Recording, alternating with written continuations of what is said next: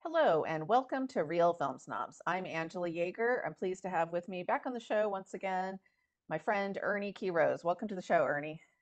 Hey, thanks for having me, as always. And Ernie is here in between film festivals. We caught him on the fly here. He's Yeah. literally headed off to Sundance in a few days, and so we're doing a catching up on 2023 episode. Even with the 800 plus movies Ernie saw last year, he didn't see everything. Imagine that. Not quite that many. I think I ended up 680. Okay, Um, 680. For some I, reason, I thought you I, said I, 800 somewhere. well, 800 was my peak, but I've deliberately, I'm trying to watch less, especially of the really bad movies. I'm trying to watch less to that way I can enjoy and savor movies that I actually want to watch. Um, that's Smart. first And you need world to see the problem. sun once in a while, right? You have to see that Yeah. giant orb in the sky. Exactly. Now, yeah, that'll play into our one of our movies that we're talking about. Oh, interesting. Okay, well, we're going to talk. So we managed to find four that neither of us had yet seen, and I hadn't reviewed yet on the show. So we could catch up a little bit. So we'll start off with the first film, The Boy and the Heron, by the great Japanese master animator Miyazaki. The Japanese title of this movie, which is a much better title, is How Do You Live? Is Miyazaki's 15th feature film. And this one is, oh man, I'm trying to describe the plot is going to be a challenge, but I'm going to go with a very simplistic plot description, which is it's about a young boy during World War II whose mother tragically dies in a hospital fire. His father remarries the mother's sister, and they move and go off to this other area. His father works at an ammunitions factory and is gone a lot, and he doesn't have a good relationship with his new stepmother, mostly because, as any kid would be, he's really weirded out by the whole thing. And he meets this gray heron who takes him to this kind of abandoned tower that's magical. And in typical Miyazaki fashion, the boy enters the tower and stuff gets weird. So we'll leave it at that. There's a lot of birds in this movie, so I'm not sure what's going on with. You could also call it Miyazaki's remake of Alfred Hitchcock's The Birds in some way, because the birds are all not very friendly. Some of them are cannibals, in fact, and like to eat people.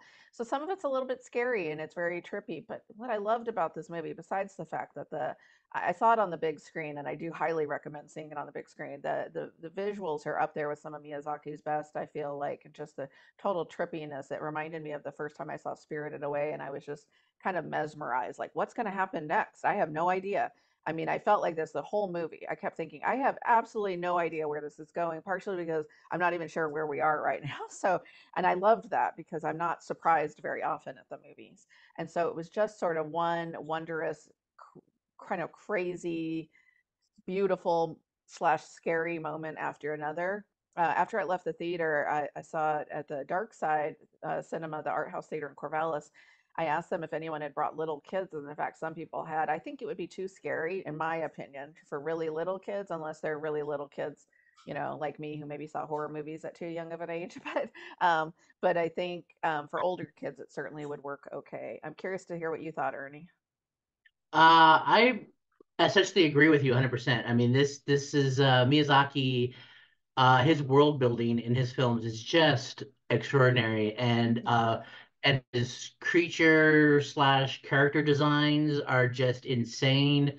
And you're right. I it's very rare that I'm surprised, having watched so many films that I just sat there and you had no idea what's coming next. I mean, you had no idea, like, birds are turning into these people and they're going into there's all these weird creatures and there's like spirituality and a mystical. I mean, it just, yeah, a lot of times I didn't even know what the story was going on. And I honestly didn't care because it was about his almost like an Alice in Wonderland type tale of this young boy sort of entering this bizarre world and sort of figuring out what the world is and his place in it and sort of like his destiny and his ability to sort of basically what his role in this world and how he can sort of not really save it, but how he can just sort of his destiny.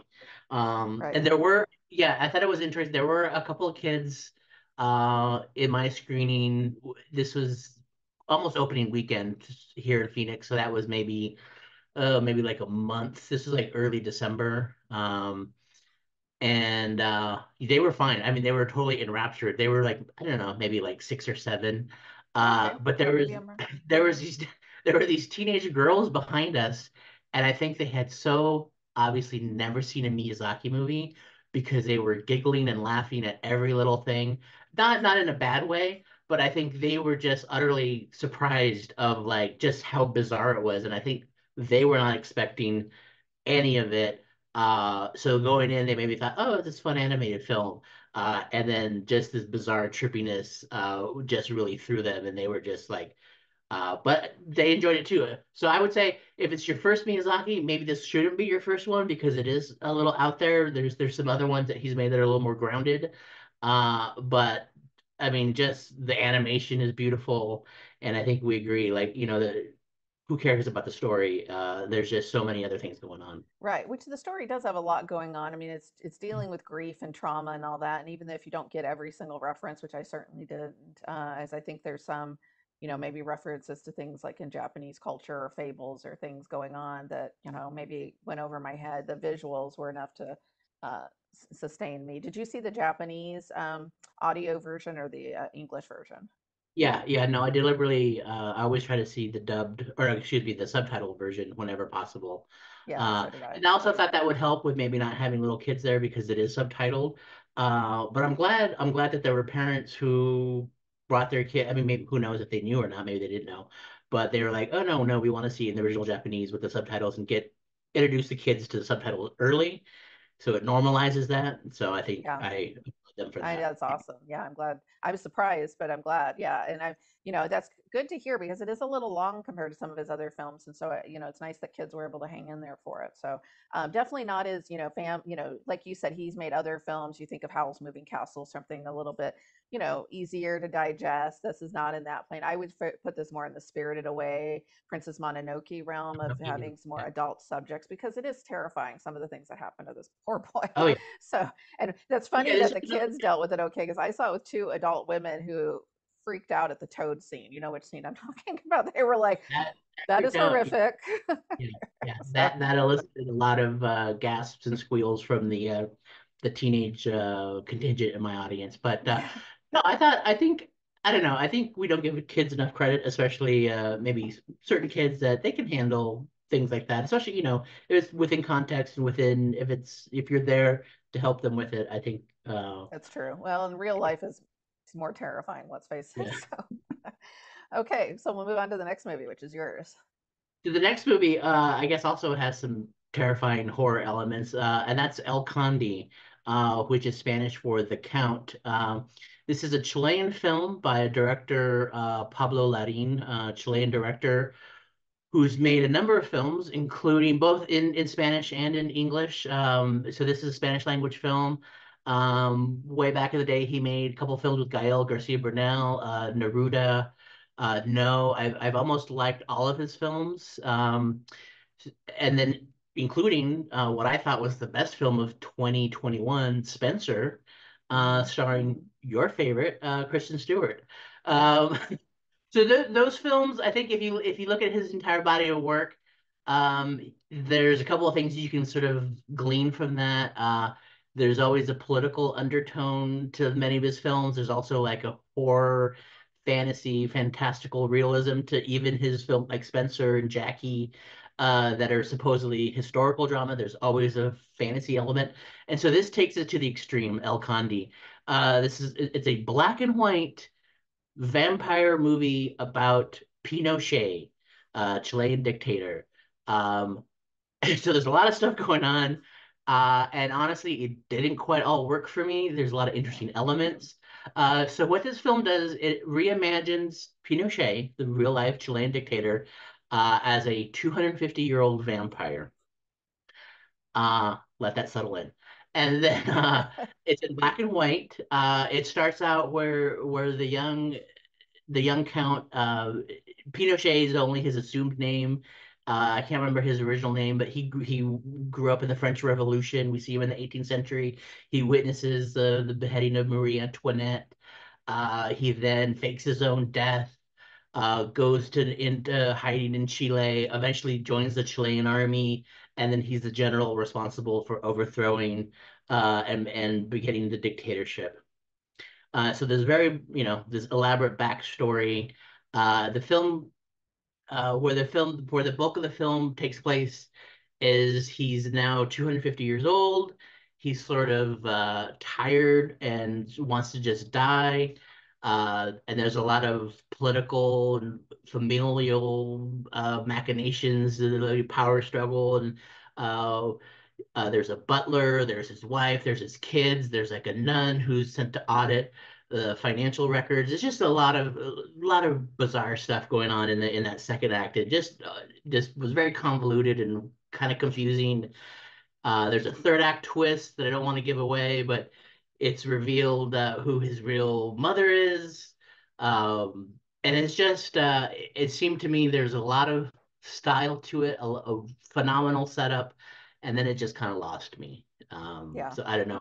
I don't know how I you felt felt. very similar. In fact, the first time I watched it quite a few months ago, I actually struggled to stay awake, so I had to rewatch it again for the show because I was like, I think I might have dozed off a time or two. It it has so much potential, and this is one where number one, I would have liked to have seen it on the big screen because it is the visuals are one of the better things about it. But of course, Netflix, did the Netflix thing and just threw it up there, and probably nobody saw it partially, which is very odd because all of his other films have shown in the theater. I think that the family dynamic was interesting, but after a while, all the squabbling about what's to do with his money became tiresome. And like you said, they kept adding on things. I kept thinking, does he need an editor? Does he need someone to come in and rewrite some of the? It's almost like he had too many things going on in his brain, and he wanted to put everything in this one film. And someone needed to say, okay, you need to step back here. What are you trying to focus on? Because like you said, it became very jumbled, especially Yeah, in the final act with the nun and all the weirdness that was going on there, that I thought, yeah. where are we going with this? Yeah, Like, it just like on the so one hand, there's obviously the political commentary, which let's face it, is a little heavy-handed. Of like, oh, a vampire, he's literally sucking the blood out of his victims, of the people of Chile. Like that's not a really deep metaphor. But Pinochet like, was a is it? bad guy. This is not a Yeah, hot take, I would think, at this yeah, point. yeah. But then there's sort of like the family, almost like the Shakespearean sort of drama.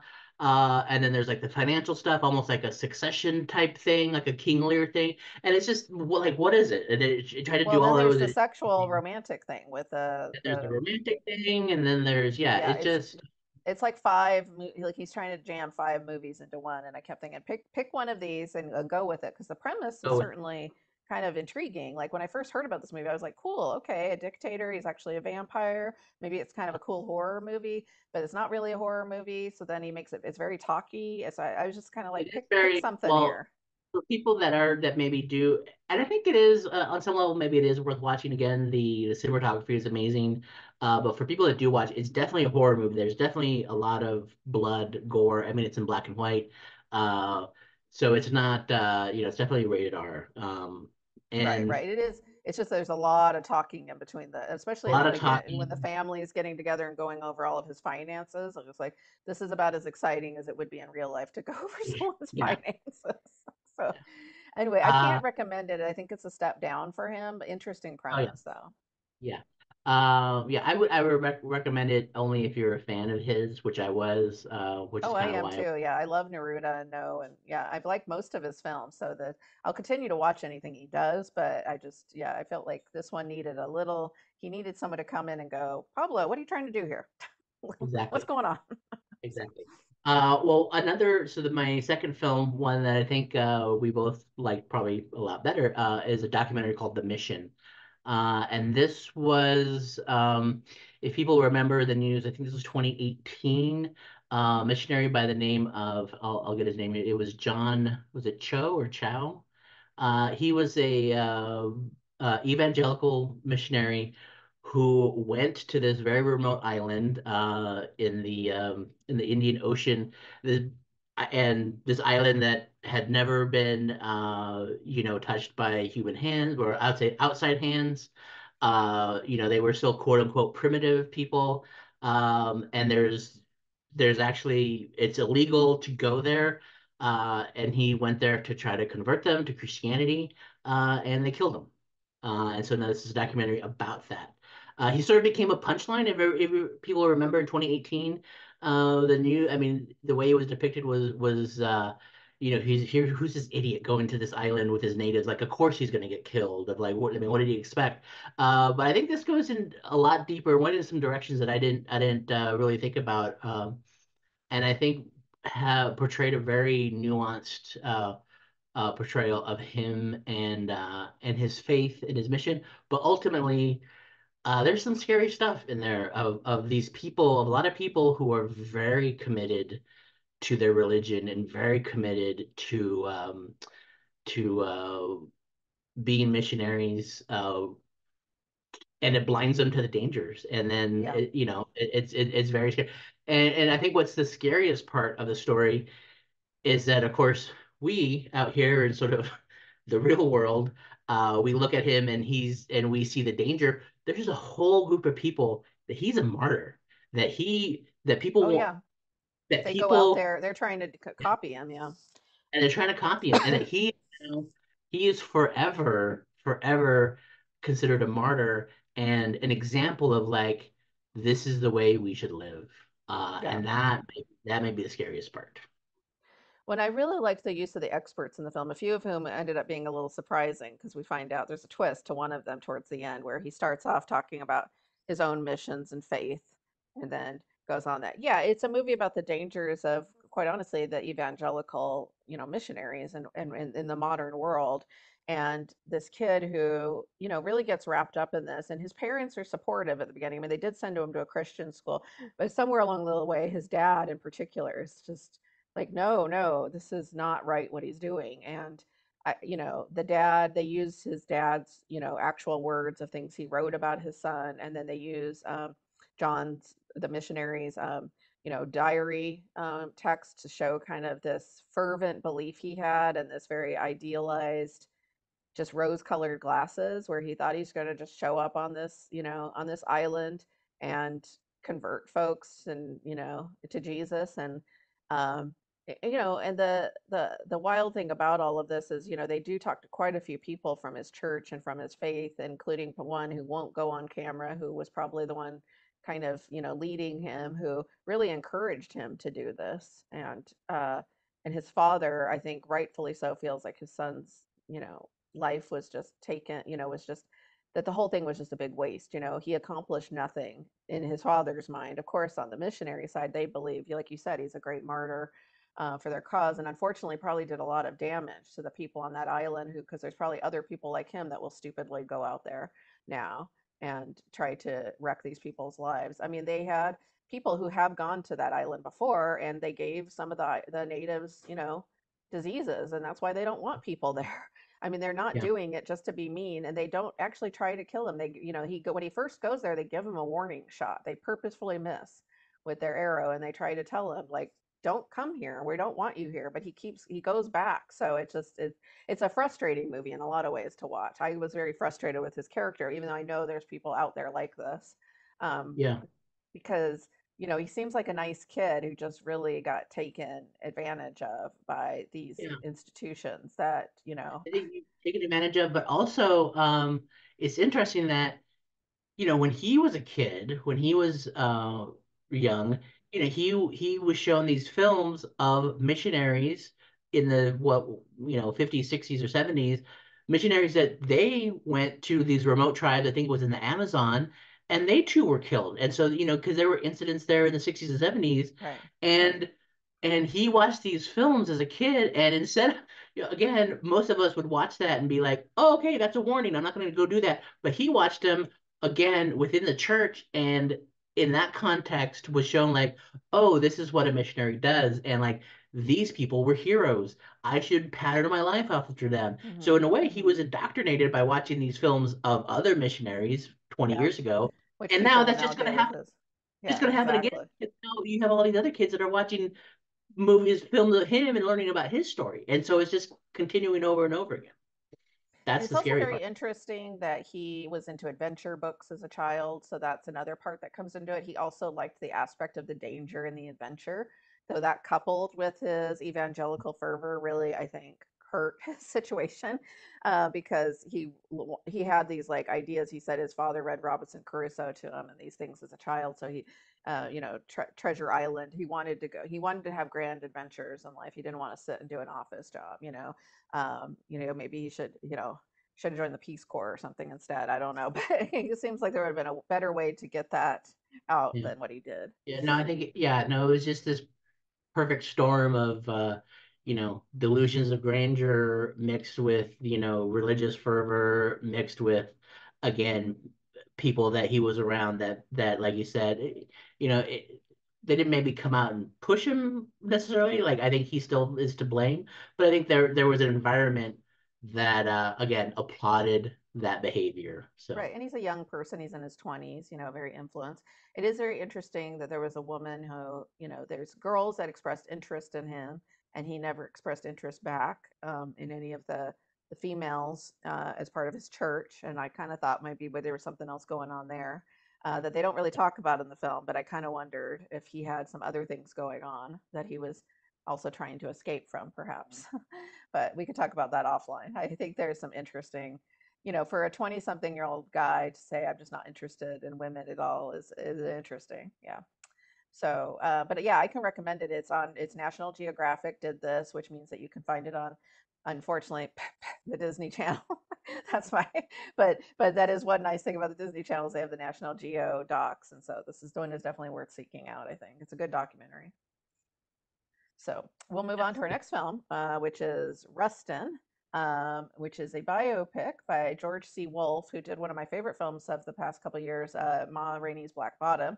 And this one is a biopic about the gay civil rights activist Bayard Rustin, who is largely credited now with organizing the March on Washington. If you haven't heard of him before, that's because Rustin is a figure from history who has been a little bit forgotten and is just recently sort of resurfaced, partially because former President Obama helped finance this movie and said this was one of his heroes as someone who was an organizer and wanted to get the story of Rustin out. He was openly gay and proudly gay, which in the time period and he was living, which is he was very active in the 50s and 60s, was not accepted, especially even within the Black Civil Rights movement. They didn't want the gay issue to distract from what they were trying to accomplish. So there was a lot of tension there.